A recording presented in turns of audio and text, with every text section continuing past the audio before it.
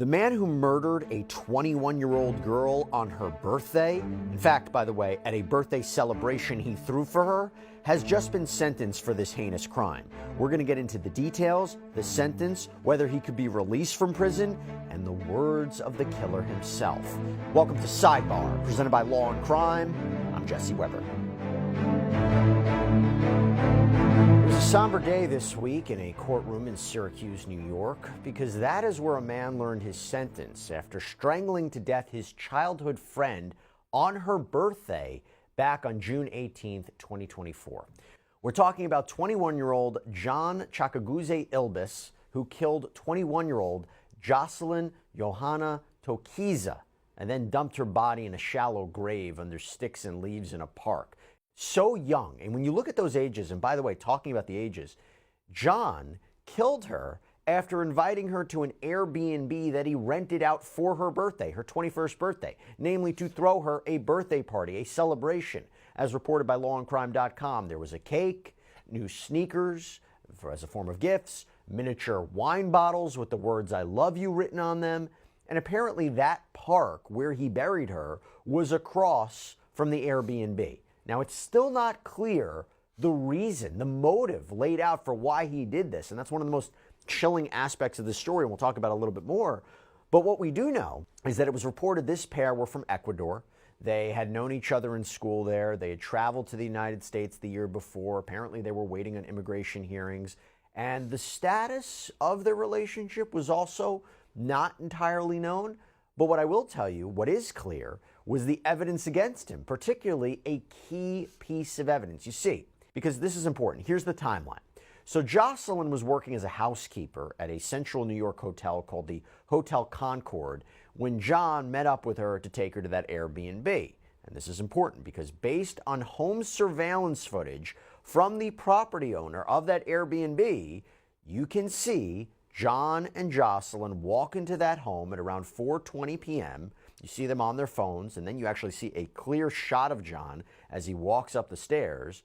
And then about 3 hours later, the video captures him exiting the house, carrying Jocelyn on his back. She looks limp. She's not moving. Can't tell if she's alive or not, potentially unconscious. And he apparently goes back into the house after dumping her body and leaves wearing new clothes, and then hops on a bus to New York City. This is according to Syracuse.com. And according to People, it was revealed in court that while he was in New York City, he was using Jocelyn's credit cards, making purchases, including an OnlyFans subscription. Also, according to Syracuse.com, the homeowner told police there was blood found in the house. Now, Jocelyn's family reported her missing the next day when she didn't show up for work, and her body was found only a few days later. Before I get into more of this, I want to bring back onto the show trial attorney Bob Hilla. Bob, it's good to see you. Thanks so much for taking the time. Appreciate it. What do you make of this crime, and what do you make of the evidence that the defendant left behind? Well, Jesse, thanks for having me back again, and it's always great to be with you. This case really doesn't make sense. I mean, if somebody was plotting to murder this young woman, they wouldn't have been so stupid to leave so many clues. And just basically everything that you look about in this case, it seems to suggest that he was planning a romantic evening, not an evening that was going to end in a murder. So I think that may have been why the prosecutors looked at this case a little bit differently in terms of any or lack of premeditation. Well, it's different because in New York, an intentional killing is second-degree murder, and that's what he was ultimately faced with. But when you talk about strangulation, right, that's what they determined he did here. And by the way, he would later admit that he used a ligature to do that. That method of killing, what does that tell you about the theory of the case? Two things. Number one, the ligature, a little degree of planning, which would suggest that there was a forethought, if not premeditation. The other part of it, with strangulation, there's an ability during that process to basically stop. And, you know, by continuing until the person is dead, it shows an intent, obviously, there to kill that person. So the intent element, I think, is certainly established by the strangulation. But that, plus the way it happened, could suggest that, you know, a higher level of charge was warranted here. Well, it makes me also think how up close and personal that is. And sometimes I've seen cases before when you're dealing with strangulation, you will see a defendant try to say it was manslaughter or, the heat of the moment of something like that. And we don't really know what happened behind closed doors. And I wonder, would there have been an advantage? And we'll talk about the fact that he, his case didn't go to trial. Do you think there would have been an advantage to try to do that, to try to push forward, a heat of passion sort of argument? Well, and it is an affirmative defense to a second-degree murder charge that it was the product not of an intent to kill, but of an extreme emotional response. Like something happened. Right, and that issue between them that triggered that event is always viewed from the defendant's perspective, but it has to be reasonable that someone in his situation could be seen as losing control. I thought it was really interesting because it was reported that he actually turned himself into authorities in Spring Valley in Rockland County, which I believe is over 30 miles from New York City. And then during his arraignment, he claims he was too drunk to remember what happened. Odd, right? What does that tell you? Well, obviously, as we know, getting drunk is a voluntary act, so it's not really a defense to anything. It may be defense to some aggravating factors or things like that. And maybe that's why, again, here the DA looked at it a little differently in terms of a second-degree murder case. But, maybe he had some thoughts that said, hey, look, I better watch out because if I don't give an excuse for what I did, I could be in some real trouble with the highest level of exposure here on a crime. Back in January, John Chakaguze Ilbis pleaded guilty to second-degree murder and concealment of a human corpse. His attorney indicated that he wanted to take responsibility for the crime. And in fact, during his sentencing, this is what he had to say. Me disculpo con la familia de la Joana, con mi familia, amigos y compañeros. I want to apologize to Joanna's family, to my family, and to my friends and mates Todo el dolor y sufrimiento que he causado. for all the pain and suffering that I have caused. Me siento muy mal y avergonzado por esta situación, I feel really bad and ashamed of for this situation that I've caused, por alterar mis principios y valores. for ignoring my principles and values. And then he went on to say, I understand and I respect your pain. I acknowledge the damages I made. I'm responsible for my actions. I regret everything, and I wholeheartedly ask for your forgiveness. I wasn't conscious of what I did. What does that mean? I think he's trying to create an excuse that he didn't really mean to hurt her, at least in his mind, perhaps, and his way of expressing things. But I think at the sentencing now, he's already pled guilty to the crime. He already knows what he's facing in terms of the penalty, and he's asking really the court to give whatever leniency it can give to him in terms of imposing that length of sentence on him. So I think this is all geared towards that. Whether remorse was genuine or not is something that the court has to really look at. I'll get to the sentence in a minute, but why plead guilty in a case like this? Is it just the evidence is so strong, there's no possible defense, there's nowhere to go with this? Well, I don't know, really. I mean, it seemed very quick between when the murder happened, the killing happened, when he was arrested, and then when he pled guilty. And he would have had to give a factual basis to support that plea for the court to actually accept that plea. So he would have had to make sure he checked all the boxes on the elements of What do you second-degree mean that? murder. Like he would have had to admit, I did this, it was intentional? I killed her. Yeah. I meant to kill her. Uh-huh. But I didn't do it with any premeditation. And that's where it gets a little dicey from a defendant giving a factual predicate to support a guilty plea acceptance by the court, because the court has to accept the guilty plea. If there's not a factual basis, or there seems to be a basis where the defendant, based on state of mind or something like that, might have a defense, then the courts usually, and really they're obligated to reject that plea and give the defendant an opportunity to go to trial. Now, sometimes they can come back and after they speak with the lawyer, look at what the elements of the offense are, look at the evidence again, then they'll come back and they'll say, they'll augment that or add to it. But now at a sentencing, that's already been done. The plea's been accepted.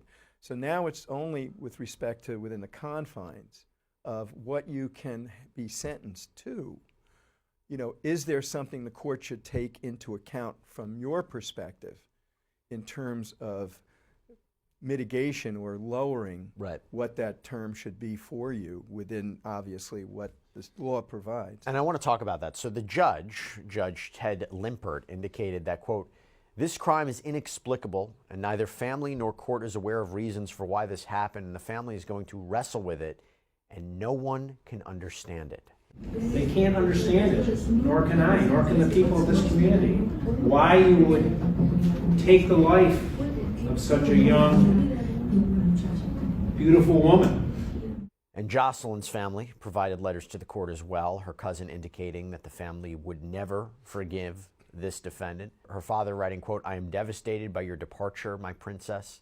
And further comments from the family were, "How can you live bearing the thought of having taken the life of an innocent person?" Family also said, "How can you sleep at night knowing that you've caused so much pain and suffering?" And in the end, the judge sentenced John Chakaguze Ilbis to 23 years to life in prison. Now, Bob, let's talk about this. So my understanding, and correct me if I'm wrong, there was not much more the judge could have gone. He could have given 25 years to life in prison. Why not go? I know it's 2 extra years, but why not go that way? Why not? Why 23? Is it the age? Is it the circumstances? What do you think? What do you think? Well, the fact he pled guilty? Well, he had to, first of all, weigh the crime, what happened, and look at that crime, and what that crime warrants here. And then look at the family, whether that, you know, and this is just heartbreaking to hear the family, and understandably so, for this young woman whose life was taken. So the court's going to look at that, look at the impact she had to the family, the community, because those are aggravating factors where you would up the length of time from the minimum, I think here would be 15 years. And he got 23 out of what could have been 25 to life. So I think that's part of it. I think the other issue there, though, is the court's looking at whether there was remorse here. There was a lack of criminal history. And, you know, they can't explain, and the court couldn't explain, which is probably why it got the upper end, why he would do this when it seemed like this was going to be something that was going to be a happy evening, not a tragic one. Mm-hmm. And I think it's also that he pled guilty, right? The idea of there should be an incentive to spare everybody the pain, the heartache of a trial, having the prosecution put in evidence. So the idea is you know, it's 23 instead of 25. The chances he actually makes parole in 23 years? What do you think? Probably for something like this, and depending upon how much of a groundswell of support, I just don't necessarily see this in 23 years being something where you're going to have a whole community that's up in arms. You know, I think that the system will do its job in evaluating this person when the time for parole comes to decide whether, you know, he should be released and under what conditions. But again, that's a long way off. We don't know where the family will be by then. They're going to play a major role in determining whether or not he should be paroled. And if they're not really heavy advocates in that regard, then it's unlikely that, you know, there'll be a groundswell of support to keep him behind bars. If he were to come out and give a full explanation of what happened between him and Jocelyn, explains why he killed her, you know, give some sort of motive, reason, explanation. And look, if you take his word as true, and he's really drunk and doesn't remember what happened, that could be a difficulty. But if he does provide an explanation, could that help him in the long run? Well, maybe. But it's not going to happen in the short term. Yeah. And it's going to be a long time before somebody who probably wasn't even involved with this case is going to look at it and make that decision. But, you know, again, there's going to be a lot of variables on that. I don't hear that there's an appeal process underway with him. I think well, not if he pled guilty, he relinquishes that right. Well, you could still appeal the sentence. Oh, interesting. Okay, because that's not negotiated. He knew what the range would be, but he could still object to it. Right. Now, it doesn't sound like he's challenging that. I mean, he didn't challenge the charges, and I doubt he's going to challenge the sentence at this point, and especially since he's, what, 23 or something like that? Do you think his age will help him in the long run when it comes up to parole? I mean, they're like, he committed this crime when he was very young. I mean, but then again, think about it. He took the life of somebody who doesn't have a life anymore, right? She was in the prime of her life. Generally, the way the system looks at it, I think, is they'll go back to this day Yeah. and look at that, and then they'll compare it to what he's done behind bars. Oh, I see. And I think they'll look at, is this person who's made every effort to rehabilitate himself and return to society the best that he can? I mean, remember, we have sentences for a reason. That society says, this is what we think the appropriate penalty is for someone who does this. When you serve your time, you've served your debt to society in that regard. Morally, you're never going to serve your debt to the family. No, that's 100% true, right? They don't get her back, and this doesn't fill that hole that's in their lives. I did think this was interesting. I wanted to bring it up to you. So according to People, something, again, very interesting, this dichotomy here. So you had the prosecutor call John a cold-blooded killer in court, but his attorney said that his client, before his arrest, was mugged and sexually assaulted by a sex worker, that this showed he wasn't a cold-blooded killer, that Jocelyn's death negatively impacted him, that he was putting himself in dangerous, risky situations. I thought that that was a very interesting argument, that he's getting himself into trouble in New York to show that he really is remorseful, and then really her death really did have an impact on him. I thought that, but again, he used her credit cards to get an OnlyFans subscription. Which goes back to the idea that he either wasn't a very smart criminal, or he never really, something was wrong there upstairs when this happened, and there was no premeditation behind it. I think, to your point on that too, what happened to him happened after the crime. It doesn't really go to a history of abuse or something like that that might be a mitigating factor for how this person responds to other people anyway, or that he acts up under certain situations or under certain stress. It might have been an indicator, but to bring this up at sentencing rather than to address it before a plea and determining whether or not this case goes to trial, I think is sort of maybe a mitigating factor, but it's a post-crime suggestion to the court that maybe there's something deeper going on with this person where the court maybe should give him a little bit of a break. By the way, I think one of the biggest things about this case is that video. That video was so chilling. It would have, I think it would have led directly to his conviction if it went in front of a jury.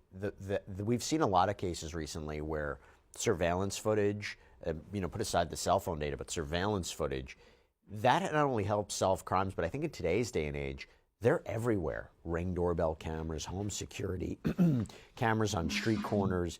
It is, thankfully, hopefully, becoming a lot more difficult to commit a crime in an urban environment, maybe sometimes even a rural environment because of that digital evidence. Well, it's certainly a lot more difficult to get away with it. Yeah, that's true. That's true. The question of whether or not, yeah, you're right. And again, taking that in mind, you would have expected more planning if his purpose that evening was to kill her. Yeah. I don't think the court felt that his purpose that evening was to kill her, but under the circumstances, yeah, he got a good deal, and he warranted the upper end of that sentence range. I mean, he might be released one day, and that's a very interesting thought to think about what happened to Jocelyn. In a GoFundMe that was set up to actually transport Jocelyn's body back to her home country, it read, "She was a very sweet young lady with a bright smile and joyful personality. Jocelyn was known for her kindness, warmth, and unyielding spirit.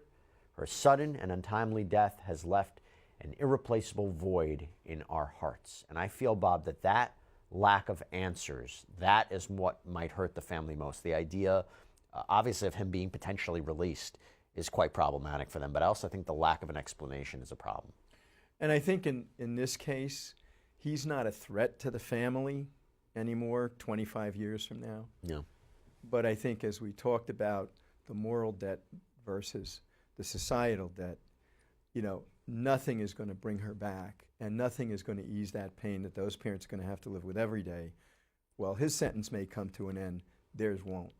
That's a good point. Bob Hilla, Good seeing you. Thanks so Great much for seeing taking you the as time. always. Appreciate it. All right, everybody, that's all we have for you right now here on Sidebar. Thank you so much for joining us. And as always, please subscribe on YouTube, Apple Podcasts, Spotify, wherever you get your podcasts.